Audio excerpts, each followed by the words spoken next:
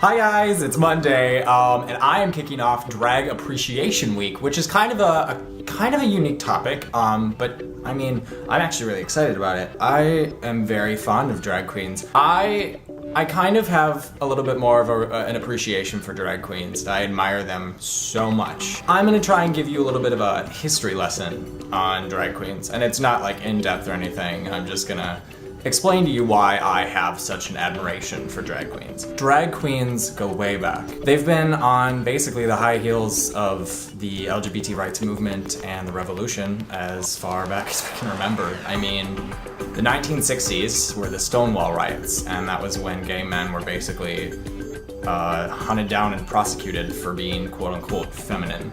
Men were so afraid of showing any sort of demasculinity or femininity that gay men were basically hiding all the time, constantly, 24/7. And Stonewall was an openly gay bar in California at the time, and I can't exactly remember the location, but back then men were persecuted and raids were common among police. But the Stonewall riots in 1969 were the time when people finally said enough is enough and we are done hiding. We are done dealing with the violence against us. Drag queens such as Charles Pierce were right in the front of those riots and preaching out and making our voices heard. Charles Pierce was a huge one. Charles Pierce was a big part of the Stonewall riots.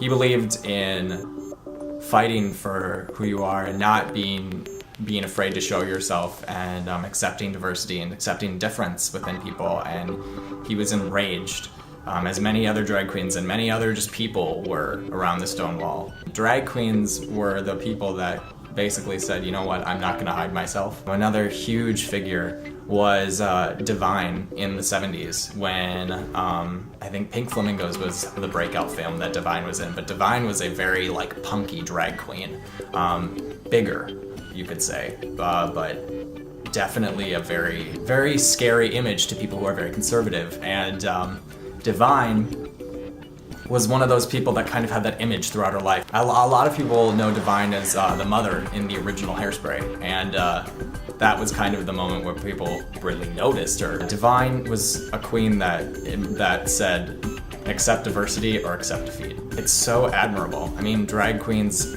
have so much courage. There's two main types of drag queens. There's called high camp drag queens and low camp drag queens. High camp is now known, Walter, correct me if I'm wrong, high camp is known as kind of like humorous, big, queenie queens. Low camp are known as like fishy, natural queens. And a good way to determine is like camp queens. High camp queens have a lot of makeup, have the big costume-ish. Low camp are very fishy, very feminine. They have less amounts of makeup to not stray away from the illusion of being a female, but also not to pay attention to the fact that they are male. They like to impersonate and actually create the illusion of a female, as well as high camp drag queens do, but they are more humorous about it and like to play fun with it more. They are a reason why the LGBT rights movement is so far as it is today. They stepped right out there and they helped us be heard. RuPaul is a huge drag queen, and she went from being a high camp drag queen and transformed into a low camp drag queen, but still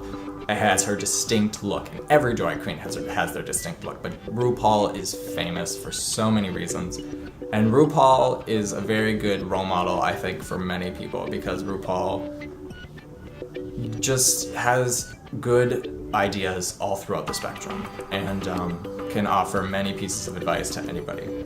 And RuPaul is very respected for her ideas on diversity and equality and everything like that. I mean, I just admire drag queens so much because they do something that not many people would have the guts to do, and that's be 100% completely themselves.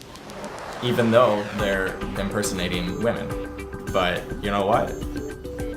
That's who they are. They want to do that. And even today, people still see it as very foreign and very weird and very unnormal, but they do it and it's incredible. So hopefully you have a better understanding of drag queens now. And I know it wasn't the most like formal history lesson, but it's helpful. And yeah, just appreciate drag queens because they've done a lot for us guys, all right? And they're just fabulous. So have a great rest of the week. I will see you on Wednesday, but more importantly, I will see you next Monday. Bye guys.